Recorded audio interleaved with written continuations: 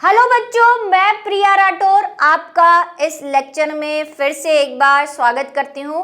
और जान के आपको थोड़ी सी खुशी शायद हो जाए कि ये चैप्टर का डी एंड होने वाला है और एक दो चीज़ें जो बची हैं उसको हम देखने वाले हैं और फिर इंपॉर्टेंट क्वेश्चंस भी देखेंगे बोर्ड के नज़रिए से।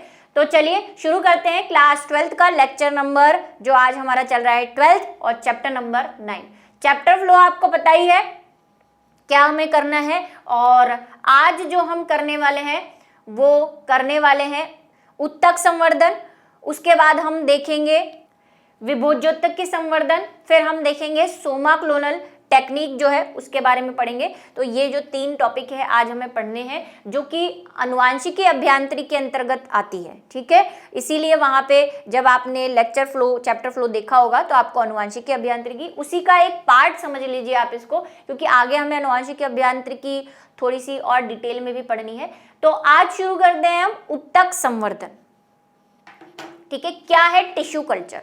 टिश्यू समझते हैं कोशिकाओं का समूह जिनकी उत्पत्ति, कार्य और संरचना समान होती है, टिश्यू या उत्तक कहलाते हैं, ठीक।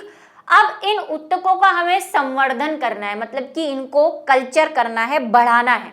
क्यों बढ़ाना है? अभी तक हम जो विधियां पढ़ते आए हैं, चाहे वो एनिमल ब्रीडिंग की हो या प्लांट ब्रीडिंग की हो, हमने वहां पे एक पौधे का दूसरे से शादी करवाई, दूसरे को तीसरे से शादी करवाई, इस तरह से हमने जो है क्या किया, नई नई उन्नत किस्मों को पैदा किया, चाहे वो एनिमल में हो चाहे प्लांट में हो। लेकिन जनरली मैक्सिमम हम क्या करते हैं, प्लांट में ही ब्रीडिंग यानी कि वो संकरण जैसी प्रक्रिया यूज करते हैं, एनिमल में कम करते हैं, थोड़ा कम लेवल पर करते हैं क्योंकि रिस्की होता है, वो मैच ही नहीं करेंगे, ठीक है। तो अब क्या है, साइंटिस्ट ने सोचा कि भाई ऐसे अगर हम एनिमल ब्रीडिंग कराएं और मान लो कि वही प्रॉब्लम जीन का, कि मान लो इसका जीन और उसका जीन जो है वो मैच नहीं कर रहा, तो फिर कैसे क्या करेंगे।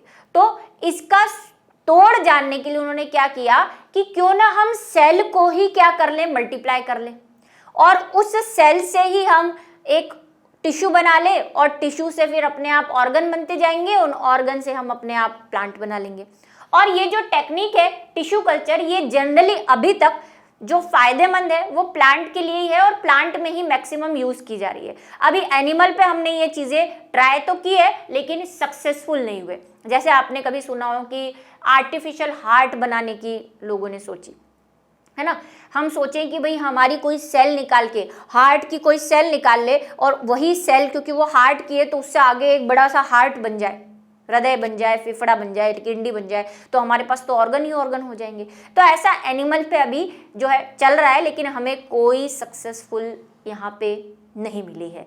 ये जो प्रोसेस है ये अभी तक प्लांट पे ही डिपेंडेंट है, ठीक है। चलिए, तो टिश्यू कल्चर क्या है, टिश्यू बनाना एक तरह से, लेकिन कहाँ पे बनाना, लैब में बनाना, ठीक है, ये वहां की प्रोसेस है। परंपरागत प्रजनन तकनीकें धीमी होने के कारण फसल उन्नयन कार्यक्रमों की बढ़ती मांगों को समय से व प्रभावशाली ढंग से पूरा करने में प्रायः सफल नहीं हो पाती, ठीक है। एक तो टाइम बहुत लगेगा भाई, आपने संकरण करवाया, आपने पढ़े ही है प्रोसेस, कैसे कैसे प्रोसेस थे। पहले तो चयन करो, चयन के बाद उनकी शुद्ध किस्म, शुद्ध क्रम लाओ, शुद्ध क्रम के बाद दोनों में संकरण कराओ, फिर उनकी 6 से 10 पीढ़ी तक बीज उत्पन्न करो कि लक्षण आए हैं कि नहीं आए हैं, उसके बाद फिर उसको हम ट्रायल पे भेजते हैं। तो भाई ये तो बहुत लंबा प्रोसेस है। तो वो जो प्रोसेस है पादप प्रजनन जो हमने पढ़ा या परंपरागत विधियां पढ़ी, वो अभी इतनी सक्सेसफुल नहीं है और हमारी जो खाने की जो मांगे हैं उनको पूरा नहीं कर पा रही है। इसीलिए हमारे पास क्या है, अतः इस कार्य के लिए नई तकनीक उत्तक संवर्धन का विकास हुआ, ठीक है। उत्तक संवर्धन के बारे में पढ़ेंगे अब हम। पादप उत्तक संवर्धन अजर्मीकृत, अजर्मीकृत का मतलब स्टेराइल। स्टेराइल क्या होता है भाई, कोई भी चीज अगर आप हवा में रखोगे तो आपको पता है हवा में करोड़ों प्रकार के हमारे जो प्यारे प्यारे वायरस हैं, बैक्टीरिया हैं, वो घूमते रहते हैं, है ना, कीटाणु। तो अगर आप ये सारी चीज़ें जो हैं ये कहाँ कराओगे? अगर आप आपके घर के बाहर, बगीचे में, घर के अंदर कराओगे तो भाई वहाँ पे तो बहुत सारे बैक्टीरिया हैं। आप जो भी सेल या टिश्यू बना रहे हो उसमें बैक्टीरिया लग जाएगा, उसमें कीड़ा लग जाएगा, उसको बीमारी हो जाएगी, है ना। तो इसके लिए हम क्या करते हैं कि जो भी चीज़ें करेंगे पहले तो लैब के अंदर करेंगे।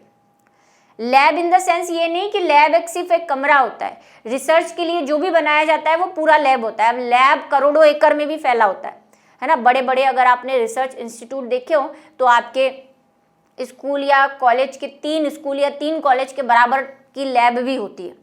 तो लैब का मतलब मेरा ये मतलब नहीं है कि सिर्फ इस रूम तक, है ना। तो लैब में कराए जाते हैं और निर्जमीकृत कर देते हैं उनको, मतलब कि पूरा हवा जो है वो बैक्टीरिया फ्री हो, वायरस फ्री हो। जो बर्तन हम यूज़ कर रहे हैं, जो यूटेंसिल्स यूज़ कर रहे हैं हम, है ना, बर्तन तो हम कह देते हैं हिंदी में, वैसे उनको यूटेंसिल्स कहते हैं, इक्विपमेंट कहते हैं अगर प्रॉपर आपको साइंस वर्ड चाहिए। तो ये इक्विपमेंट जो है वो स्टेराइल करते हैं, मतलब वो बिल्कुल साफ़ होने चाहिए।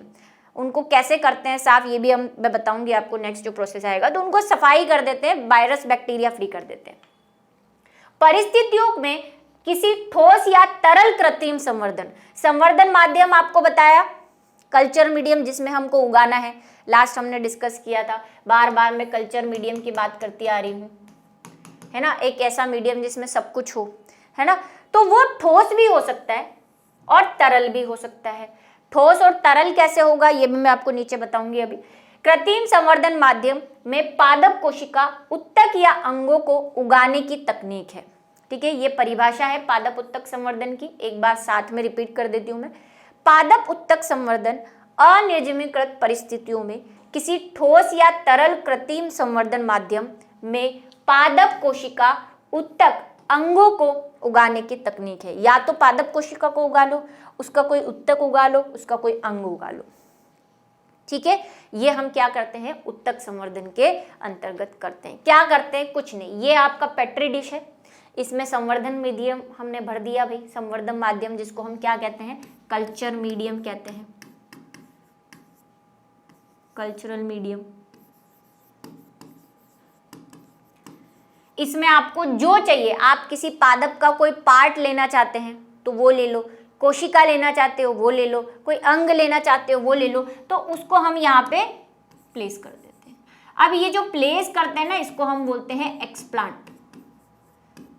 जो भी आप ले रहे हो, जो चीज़ भी आप ले रहे हो, कोशिका ले रहे हो, जो भी ले रहे हो, उसको हम कहते हैं एक्सप्लांट। एक्सप्लांट का मतलब होता है प्लांट से अलग किया हुआ। एक्स गर्लफ्रेंड तो सुना ही होगा आपने, एक्स गर्लफ्रेंड किसको कहते हैं, जो छोड़ के चली जाती है ना। तो भाई एक्स प्लांट मतलब पहले वो प्लांट का टुकड़ा था लेकिन अब वो एक्स प्लांट हो गया है। याद हो जाएगा, गुड। कैसे याद नहीं होगा मैम, जरूर याद होगा। ठीक, तो ये एक्स प्लांट होता है जो हमने प्लांट से अलग करके यहाँ पे ले लिया।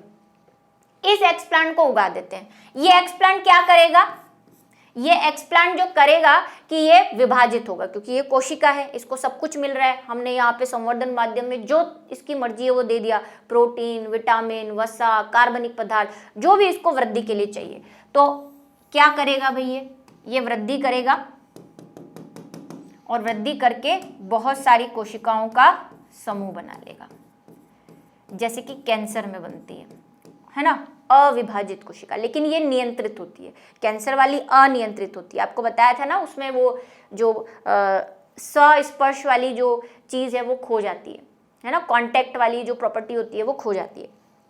ये नियंत्रित है, लेकिन ये सब कोशिकाएं एक जैसी है ना, ये विभेदित नहीं है, मतलब सबके सब सिर्फ सिंपल सेल है। तो ये जो यहाँ पे गोला बन रहा है ना, गुच्छा सा, इस गुच्छे को हम बोलते हैं कैलस। अब ये कैलस बना कैसे, क्यों ये कोशिकाएं विभाजित हुई, है ना।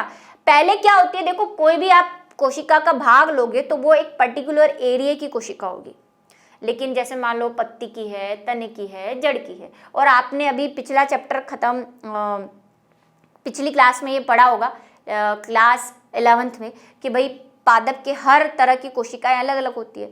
तो आपने पत्ती के लिए तो उसकी थोड़ी कोशिका अलग होगी, तने की जाइलम फ्लोएम होते हैं, पत्ती में भी मृदुत्तक होता है, पर्ण मध्य उत्तक होता है, तो थोड़ा बहुत डिफरेंस रहेगा। तो पहले क्या होता है, ये कोशिका अविभेदित होती है, है ना। सवाल थोड़ा सा कठिन है लेकिन समझने की कोशिश करना। हमने एक प्रोसेस पढ़ा हुआ है सेल विभाजन का। सेल क्या करती है, पहले सेल बनती है, फिर वो अपनी वृद्धि करती है, फिर वो विभेदित होती है। विभेदित क्या होता है, डिफरेंशिएट होना, मतलब कि उसको जो काम करना है, मान लो ये सेल है, इसको आगे जाके पौधे में जाइलम बनाना है, तो पहले तो ये सिंपल सेल होती है, फिर ये विभाजित होती है, विभाजित होकर बहुत सारी सेल बनाती है, बहुत सारी सेल बनाती है, उसमें से कुछ सेल वृद्धि करती है, आकार में बड़ी होती है, फिर उनको पता चलता है कि मुझे तो जाइलम बनना है, तो फिर वो डिफरेंशिएट हो जाती है, मतलब विभेदित हो जाती है, किसमें, जाइलम में। तो पहले वाली कोशिकाओं से विभेदित हो गई, अब उसने जाइलम बना दिया, ये वाली तो सिंपल सेल थी, इसको बोलते हैं विभेदन। लेकिन अब हमने क्या लिया, मान लो आपने जाइलम लिया, यहाँ पे ये जाइलम की कोशिका है, लेकिन ये विभाजन ऐसे नहीं करेगी, पहले इसको इस फेज में आना पड़ेगा, और ये फेज क्या है, ये तो अविभेदित थी, नॉर्मल सेल थी ये, तो इसमें तो कुछ था ही नहीं, तो पहले ये वापस से क्या होती है, अविभेदित होती है, ठीक है। अविभेदित होगी फिर विभाजन करेगी। समझ में आई आपको बात, सिर्फ समझ लो, इसको लिखना नहीं है यहाँ पे, ठीक है। क्यों कोई पूछ ले कभी आपसे क्वेश्चन कि कैलस बनने की प्रक्रिया में सेल प्रायः गुजरती है, तो किससे गुजरती है, अविभेदीकरण से गुजरती है। ये नीट के लेवल के क्वेश्चन है बेटा, है ना। और कैलस बनने के बाद वापस इसमें विभेदन भी होता है, अभी मैं समझाऊंगी और डिटेल में। अच्छा, ये कैलस क्यों बना है भैया, और पादप कोशिका की एक विशिष्ट क्षमता पूर्ण सशक्तता के कारण ऐसा संभव होता है। पूर्ण सशक्तता, जो बच्चे शुरू से मेरी क्लास ले रहे हैं उनको ये आना चाहिए, क्योंकि मैं बहुत बार इसको समझा चुकी हूँ। चलो हिंदी में याद नहीं आ रहा, इंग्लिश में बता देती हूँ। टोटीपोटेंट पढ़ाया है मैंने, ऐसा हो ही नहीं सकता, मुझे अच्छी तरह से याद है। टोटीपोटेंट मैंने समझाया है, कहाँ समझाया है वो मैं बताती हूँ। जाइगोट में, जब हमने ह्यूमन रिप्रोडक्शन पढ़ा था और भ्रूण का परिवर्धन पढ़ा था, तब मैंने ये वर्ड यूज किया था टोटीपोटेंट, यानी कि पूर्ण सशक्तता। क्या होता है ये टोटीपोटेंट, किसी भी कोशिका का विभाजन और विभेदन करके संपूर्ण जीव का निर्माण करना क्या कहलाता है, टोटीपोटेंट कहलाता है। और हमारा जो जाइगोट होता है वो टोटीपोटेंट होता है, ये बात मैंने बताई थी, क्योंकि जाइगोट सिर्फ एक सेल होता है, सिर्फ सिंगल सेल, उससे विभाजन होता है, फिर भ्रूण बनता है, भ्रूण से फिर बेबी बनता है, बेबी से फिर मनुष्य बनता है, और फिर हमारे जैसा 2 पैरों वाला जानवर बन जाता है। तो भाई एक सेल से इतना बड़ा इंसान बना है, उस क्षमता को क्या कहते हैं, पूर्ण सशक्तता। और कई बच्चों ने मुझसे डाउट ग्रुप में उसके बाद भी पूछा था कि मैम ये टोटीपोटेंट क्या होता है, ठीक है। और इसीलिए अभी जो नोट्स में लिखूंगी उसमें टोटीपोटेंट की परिभाषा आपको लिखकर बता दूंगी, ताकि फ्यूचर में आपके लिए थोड़ा सा हेल्पफुल हो जाए, ठीक है। चलिए, ये टोटीपोटेंट की क्षमता की वजह से होता है कि एक सेल, एक ही सेल ली हमने, उससे पूरा कैलस बना, कैलस से फिर अभी प्लांट भी बनेगा इससे। तो ये ऐसा क्या हो गया, एक सेल से पूरा प्लांट बन रहा है, मतलब कि पूर्ण सशक्तता हो रही है, टोटीपोटेंसी।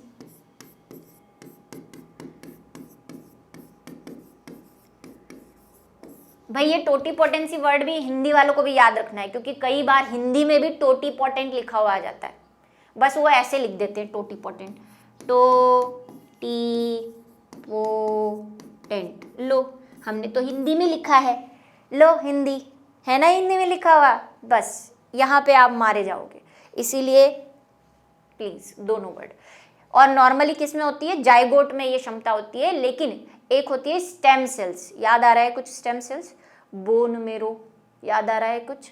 बोन मेरो में मैंने कहा था कि स्टेम सेल्स होती है जो कि प्रतिरोधी कोशिकाएं बनाती हैं, बी सेल्स और टी सेल्स। वो स्टेम सेल्स भी एक तरह से टोटीपोटेंट तो नहीं कह सकते, क्योंकि उससे पूरा ऑर्गन नहीं बनता, लेकिन हाँ होती वो है, और उससे विभिन्न प्रकार की चीजें बनती हैं। टोटीपोटेंट नहीं कह सकते स्टेम सेल्स को, स्टेम सेल्स ही होती है, ठीक है। चलो, टोटीपोटेंट कौन होता है, जाइगोट या कोई भी कोशिका, जैसे कि अभी हम यहाँ पे जो कोशिका ले रहे हैं वो टोटीपोटेंट है। पूर्ण सशक्तता क्या है, ठीक है, सुन लो।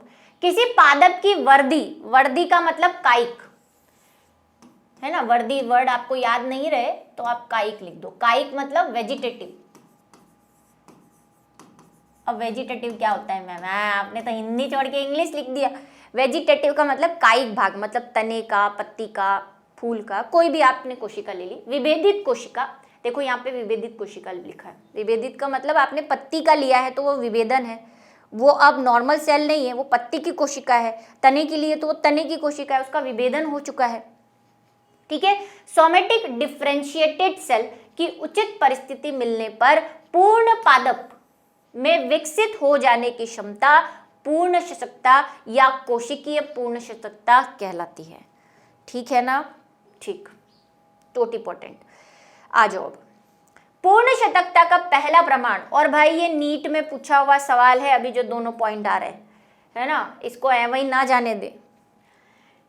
1950 में FC स्टीवर्ड ने प्रमाण दिया था इनका, लेकिन सबसे पहले इसको बताया किसने था? इसको बताया था, लेकिन हैबरलैट ने सन 1902 में ही इस विचार को व्यक्त किया था, लेकिन वह प्रमाण न दे सके। ठीक है, इसलिए नीट में यहाँ ये वाला क्वेश्चन पूछा था कि पूर्ण शतकता पर सर्वप्रथम विचार किसने दिया था? हैबरलैट ने दिया था। और प्रमाण किसने दिया था? तो फिर FC स्टीवर्ड ने। दोनों के पिक्चर दिख रहे हैं, ये स्टीवर्ड है और ये हैबरलैट है। ठीक है। हाँ, ये गुमशुदा की तलाश में नहीं आता, ऐसे फोटो नहीं आएंगे। जो NCERT में दे रखे होते हैं ना, वो फोटो आते हैं गुमशुदा की तलाश में। चलिए, उत्तक संवर्धन की आवश्यकताएं हैं। अब क्या क्या चाहिए हमें उत्तक संवर्धन में? पहले वो रिक्वायरमेंट देख लेते हैं, फिर आपको एक बार बोर्ड पे मैं वो प्रोसेस समझा दूंगी। संवर्धन माध्यम, सबसे पहले तो क्या चाहिए भाई? उसके खाने पीने का सामान, कल्चरल मीडियम चाहिए जिसमें उसको उगाना है। उसके बाद हमें निर्जमीकृत परिस्थितियां चाहिए, वही स्टेराइल, कि उसको कोई बैक्टीरिया मेरे जो टिश्यू है उसको किसी की नज़र ना लग जाए, बुरी नज़र से बचाना है उसको। आसपास का वातावरण जो है वो बैक्टीरिया फ्री, वायरस फ्री रखना है। बर्तन जो यूटेंसिल्स इक्विपमेंट यूज़ कर रहे हैं वो करने हैं। और कर्तोत्तक, अब ये कर्तोत्तक क्या है भाई? यही वो एक्सप्लांट है। आपको कर्तोत्तक याद रहे ना रहे, मैंने आपको एक्सप्लांट तो याद करवा दिया है ना, गर्लफ्रेंड के नाम से। चलो, सबसे पहले बात करते हैं संवर्धन माध्यम की। ये भी एक इंपॉर्टेंट पॉइंट है भाई, जो यहाँ आ रहा है। बोर्ड पूछ सकता है क्या क्या आपको आवश्यकताएं हैं, शॉर्ट में पूछ सकता है, क्योंकि डिटेल तो आपके NCERT में दी नहीं है। ये डिटेल तो मैंने अपनी मर्जी से लिखी है जो आ रही है, वहां पे सिर्फ नाम दे रखे हैं। ठीक है, आप देखोगे उत्तक संवर्धन आधे एक पेज में खत्म कर दिया, थोड़ा सा इधर का और 2-4 लाइन इधर कहीं लिखी हुई है। किसी भी कोशिका, उत्तक या अंग की वृद्धि के लिए एक संवर्धन माध्यम की आवश्यकता होती है। संवर्धन माध्यम में ही उगने वाले उत्तक की पोषक आवश्यकताओं की पूर्ति करता है। समझ में आ गई बात कि ये क्या है? एक माध्यम है जिसमें वो सारे पोषक तत्व मौजूद है जो उस सेल को विभाजन के लिए चाहिए। और क्या चाहिए? संवर्धन माध्यम ठोस व स्थिर हो सकता है, ठीक है, या तरल भी हो सकता है। समझा रही हूं, मुझे याद है मैंने अभी कहा है, मैं समझाऊंगी। माध्यम को test tube, petri dish, test tube में ले सकते हो, पेट्री डिश में, या फ्लास्क के किसी उपकरण में भी रखा जा सकता है। टेस्ट ट्यूब देखी है सबने, परख नली जिसको कहते हैं, है ना, कितनी बार बना चुके हैं हम। ये होती है टेस्ट ट्यूब। पेट्री डिश ऐसी होती है, ऐसी डिश जैसी, है ना, छोटा बड़ा बन गया, कोई बात नहीं लल्ला। ये लो, ये पेट्री डिश है। और फ्लास्क भी देखा ही है आपने, अब तो केमिस्ट्री लैब खुल गई होंगी, गए हो कभी? बायो लैब में भी गए होंगे। ये फ्लास्क है, ठीक। इनमें से किसी में भी आपकी जो मर्जी हो आप ले सकते हो, पर निर्जमीकृत लेना है आपको, मतलब स्टेराइल लेना है। अब बात करते हैं ठोस या तरल की। आप इसमें जो संवर्धन माध्यम भरोगे वो लिक्विड स्टेट में भी भर सकते हो। वही कुछ नहीं, प्रोटीन मिला दो, वसा मिला दो, कार्बोहाइड्रेट मिला दो, थोड़ा पानी मिला दो, अकार्बनिक पदार्थ बना दो, लो डिश तैयार, है ना। कार्बनिक और कार्बनिक पदार्थ भी मिलाने पड़ेंगे, कैल्शियम, सल्फर, ये जो नाइट्रोजन जो पौधे को चाहिए सेल को, ठीक है, वो। ये तो हो गया लिक्विड, इसमें कुछ समझने की बात नहीं। अब इसको सॉलिड कैसे बनाना है या जेली लाइक कैसे बनाना है, क्योंकि यहाँ पे लिखा हुआ है भाई सॉलिड स्टेट में भी रख सकते हैं। कैसे रखोगे? तो आपको मिलाना पड़ेगा इसमें अगार अगार। क्या है ये अगार अगार? अगार अगार एक शैवाल है जिससे कि क्लास 11th में पढ़ा होगा, एक शैवाल होता है जेलिडियम, उससे मिलता है ये अगार अगार। ग्रिसलेरिया है ना, क्लास 11th याद आ रही हो, कोई भूली बिसरी यादें, तो उसमें हमने पढ़ा है कि वहां से अगार अगार मिलता है। उन्हें बताऊं, चैप्टर नंबर 3 या 2 है, ठीक है। तो उसमें जो है अगार अगार मिलता है, इसको बोलते हैं ये वेजिटेरियन है। नॉर्मली जो हम जेली, पहले हम क्या डालते थे, जेली डालते थे। जेली क्या होती है? जेली जेलेटिन से बनती है, वो नॉन वेजिटेरियन होती है, वो है ना एनिमल फैट से बनती थी, तो उसका हम सब्स्टिट्यूट ले आए अगार अगार। इसको चाइनीज ग्रास भी बोलते हैं, ठीक है। कहीं आपने टीवी शोज में कोई कुकरी शो देखा हो तो वहाँ पे बोलता है हम इसमें चाइनीज ग्रास डालेंगे, ऐसी पतली सी थ्रेड लाइक होती है, ऐसी ऐसी वाइट वाइट, है ना, वो डाल दो इसमें, इसको घोल दो, थोड़ी देर बाद ये जम जाएगा। जम के कैसा हो जाएगा? ठोस हो जाएगा। तो आप ठोस भी ले सकते हो। ठोस इन द सेंस वैसा ठोस नहीं होता, ऐसे भाटे जैसा ठोस नहीं, जेली जैसा ठोस, ठीक है। आ जाओ, संवर्धन माध्यम में निम्न का होना आवश्यक है, जो अभी मैंने कहा भाई, कार्बनिक स्रोत होने चाहिए, सारे कार्बनिक स्रोत। उसके बाद अन्य कार्बनिक स्रोतों में अमीनो अम्ल व विटामिन प्रमुख है। अमीनो अम्ल तो चाहिए, प्रोटीन बनाना है भाई, डीएनए वीएनए सब में चाहिए अमीनो अम्ल। तो अकार्बनिक लवण भी चाहिए, नाइट्रोजन है ना, और सल्फर है, ये भी चाहिए हमें। नाइट्रोजन, कैल्शियम, फॉस्फेट, फास्फोरस आदि, ये हो गए अकार्बनिक। जैसे ऑक्सिन, कुछ हमें क्या चाहिए भाई, ये क्या है ऑक्सिन? ऑक्सिन, ऑक्सिन इनको बोलते हैं वृद्धि हार्मोन।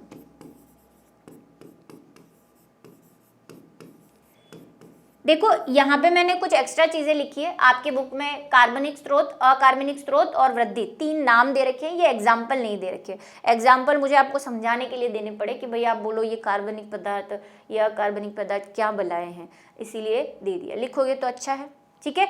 ये क्या है? ऑक्सिन और साइटोसिन, ये भी पढ़े हैं आपने, है ना। वृद्धि नियामक हार्मोन कहते हैं इनको। प्लांट की वृद्धि के लिए ऑक्सिन, साइटोसिन, जिब्रेलिन, कुछ याद आ रहे हैं कहानियां, वो सारी जो है इनको काम में लिया जाता है। निर्जीवीकृत परिस्थितियां, जिसको एसेप्टिक कंडीशंस भी कहते हैं, अगर निर्जीवीकृत परिस्थितियां नहीं होती तो संवर्धन माध्यम में अनेक अवांछित सूक्ष्म जीवों की वृद्धि प्रारंभ हो सकती है, ठीक है। हमें क्या करना है? फ्री रखना है, वायरस बैक्टीरिया फ्री, वरना जो हमारा प्लांट बनेगा उसमें हो सकता है बीमारियां हो, उसमें कोई वायरस हो।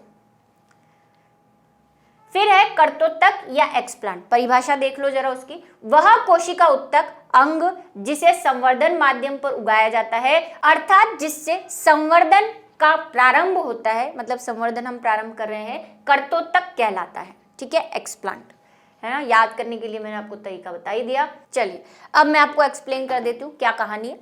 कुछ नहीं करना, मान लो हमने ये आपको डायग्राम बनाना है, आप बनाइए आराम से, ठीक है। जो बच्चे हैं उनको नोट्स में मैंने नहीं बनाया है, क्योंकि ये खुद ही ड्रॉ करना पड़ेगा, आप अपने हिसाब से कर ले इसको ड्रॉ, चाहे तो डिपेंड करता है कितने नंबर का है, ठीक है। आपकी बुक में तो कोई डायग्राम नहीं दे रखा है इससे रिलेटेड, लेकिन अगर ज़्यादा नंबर में आता है 3-4 नंबर में, तो फिर आप डायग्राम का बनाए ज़रूर, ठीक है। ये पौधा था, इसकी ये पत्ती थी, यहाँ से मैंने कोई सेल जो है काट ली और ले ली, इसको मैं क्या कह दूंगी? एक्सप्लांट, ठीक। इस एक्सप्लांट को मैं लैब में ले गई, लैब में मैंने पेट्री डिश में क्या बनाया? घोल बनाया, संवर्धन माध्यम बनाया, इसका खाने पीने का इंतजाम किया बढ़िया सा, ये लो, और इस कोशिका को, मतलब इस एक्सप्लांट को रख दिया। नेक्स्ट स्टेप में क्या होगा भाई? इसको अच्छे से खाना पीना मिल रहा है, ये क्या करेगा? पहले ये क्या होगी? अविभेदीकरण होगा इसमें, डी डिफ्रेंशिएट जिसको इंग्लिश में कहते हैं, डी डिफ्रेंशिएट। क्यों डी डिफ्रेंशिएट? क्योंकि मैंने कहा भाई ये पत्ती की कोशिका है, अभी ये विभाजित नहीं हो सकती, पहले इसको नॉर्मल सिंपल सेल में आना पड़ेगा। तो पहले ये सिंपल बनती है, सरल कोशिका बनती है, सरल कोशिका बनती है, और अब ये विभाजन शुरू करती है। क्योंकि विभाजन जो होता है वो बिना डी डिफरेंशिएट हुए नहीं होता। ठीक है, चलिए ये विभाजन हुआ। अब विभाजन होगा तो क्या बनेगा भाई, कोशिकाओं का एक गुच्छा हमारे पास तैयार है। ये कोशिकाएं विभाजित हुई, क्या बना दिया, कैलस। कैलस क्या है, आपसे पूछ लिया जाए कैलस क्या है, तो कैलस उत्तक संवर्धन में एक्सप्लांट से बना अविभेदित कोशिकाओं का समूह है। अविभेदित लगाना बहुत जरूरी है। ठीक है, ये सिंपल कोशिकाएं, कुछ भी नहीं है। अब इनमें क्या होगा, अब इनको क्या करते हैं हम, यहाँ से हम कैलस को उठा लेंगे, इसको 2-3 टुकड़ों में बांट देंगे। सारी सेल एक जैसी है, सब सेल एक जैसी है। यहाँ पे हमने उठाया और अब मैं इनको कर रही हूँ, आप चाहे तो टेस्ट ट्यूब ले लें, आप चाहे तो पेट्री डिश ले लें, आप चाहे तो जो मर्जी है वो ले लें। मैंने दूसरा संवर्धन घोल तैयार कर लिया एक बार और इसके कुछ टुकड़े कर लिए इस कैलस के और अलग अलग टेस्ट ट्यूब में डाल दिए, यहाँ पे थोड़े, यहाँ पे और भी डाल दिए।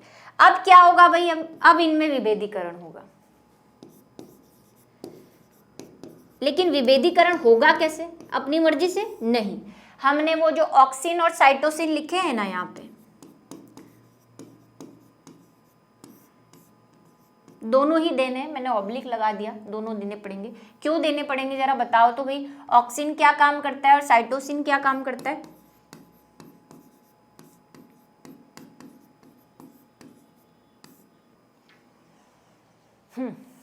क्या काम करता है, ऑक्सिन से तो जड़ें निकलती हैं और साइटोसिन से तना, तो इनमें क्या निकल जाएंगी। अब मैं सिर्फ एक टेस्ट ट्यूब बनाऊंगी, आपको पता ही है मैं आलसी हूँ, बार बार ज़्यादा नहीं बनाती।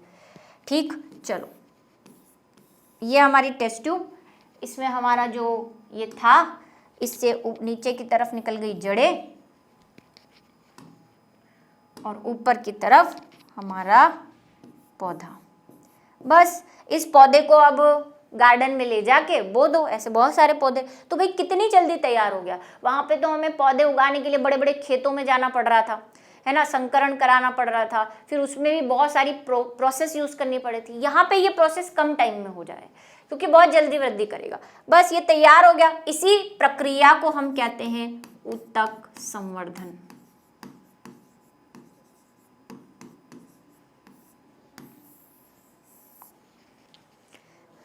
ठीक है बच्चों, आ जाओ। ये देखो, ये दिख रही है आपको कितनी सारी टेस्ट ट्यूब में कितने सारे पौधे हैं।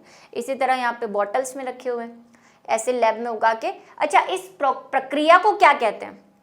ये उत्तक संवर्धन तो है, लेकिन उत्तक संवर्धन के साथ एक और नाम आपको लिखना है, इसको बोलते हैं सूक्ष्म प्रवर्धन, माइक्रो प्रोपोगेशन। आ रही है अभी नेक्स्ट, है ना। ये जो हम इतने सारी संख्या में ये जो पौधे उगा देते हैं, इसको हम बोलते हैं माइक्रो प्रोपोगेशन। और ये कौन सी तकनीक से हो रहा है, ये उत्तक संवर्धन की तकनीक से हो रहा है। ठीक है, बात करते हैं सोमाक्लोनन। ये देखो यहाँ पे भी 2 उगे हुए हैं, हर जगह उगा दिए मैंने। उत्तक संवर्धन में एक छोटे से एक्सप्लांट से, सोमाक्लोनन क्या है भाई सुन लो, छोटे क्वेश्चंस में बनता है ये। उत्तक संवर्धन में एक छोटे से एक्सप्लांट, हमने एक छोटा सा एक्सप्लांट लिया, से अनेक पादप तैयार किए। ठीक है, सभी पादप आनुवंशिक रूप से उस पौधे के समान होते हैं जिससे यह एक्सप्लांट लिया गया था। आपने उसका टुकड़ा लिया था, अब जो भी पौधे बनेंगे उसमें डीएनए तो उसी का रहेगा, तो सारे पौधे एक जैसे हैं। ठीक है, क्योंकि उनमें डीएनए उस प्लांट का है, कोई लैंगिक जनन वनन किया ही नहीं, हमने डीएनए मिलाया ही नहीं, वही के वही चल रहा है। चूंकि यह बिना लैंगिक जनन के, ठीक है, एक तरह से आप बोल सकते हो कैसा जनन है ये, अलैंगिक जनन है, क्योंकि हमने उसी का टुकड़ा लिया, उसी को उगा दिया। ठीक है, केवल वर्धी विधि द्वारा होते हैं, अंत यह सोमाक्लोन कहलाते हैं। ठीक है, बोर्ड में एक बार पूछा हुआ है सोमाक्लोन क्या होते हैं, ये है सोमाक्लोन। ये सब उत्तक संवर्धन में क्या क्या चीजें आ रही हैं अब वो बता रहे हैं। ये रहे सोमाक्लोन। उत्तक संवर्धन विधि द्वारा अनेक महत्वपूर्ण खाद्य पौधे जैसे कि टमाटर, केला, सेब आदि का व्यावसायिक उत्पादन किया गया है। ठीक है, करते हैं हम यूज इसको। अब है विभोज्योतक की संवर्धन। विभोज्योतक की संवर्धन क्या है, मेरिस्टेमेटिक कल्चर, कि आप जो वो पार्ट ले रहे हैं पौधे का, मान लो कि आपने जो पार्ट लिया है पौधे का, वो पौधा बिल्कुल सड़ा हुआ था, उसको ऑलरेडी बीमारी थी। किसी के दिमाग में आया भी होगा जब मैं ये प्रोसेस कर रही थी कि मान लो हमने जो पौधा लिया है उसमें पहले से ही बैक्टीरिया या वायरस है, पहले से उसमें बीमारी है, तो फिर क्या करोगे? तो इसका ये सॉल्यूशन है कि पौधे की जो मेरिस्टेमेटिक टिश्यू होता है, विभोज्योतक की उत्तक, पढ़ते हो ना, शीर्ष विभोज्योतक, पार्श्व विभोज्योतक, जो हमेशा विभाजित होता रहता है, जो जनरली पौधे के शीर्ष पे और जड़ों की शीर्ष पे पाया जाता है। तो अगर आप शीर्ष की कोशिकाएं लेंगे, यानी कि विभोज्योतक कोशिकाएं लेंगे, तो उनमें बैक्टीरिया या वायरस नहीं होता। ये एक फैक्ट की बात है, ठीक है। इसलिए उसको क्या बोलते हैं? विभोज्योतक की संवर्धन। अगर आपने विभोज्योतक कोशिका ली है वहां से, तो उसको हम कैसा संवर्धन बोल देंगे? विभोज्योतक की संवर्धन। उत्तक संवर्धन का एक महत्वपूर्ण प्रयोग संक्रमित रोगी पौधे से स्वस्थ पौधों की प्राप्ति है। कि भाई ऐसी कोई फसल है जिसमें कीड़ा लग गया है और सारी फसल बर्बाद हो गई है, अब आप ये नहीं चाहते कि उसके बीज आप बो, क्योंकि बीज में भी हो सकता है वायरस गया हो, तो आप उसकी अच्छी फसल उगाना चाहते हैं, तो आप उसका कौन सा पार्ट ले लेंगे? विभोज्योतक की पार्ट ले लेंगे।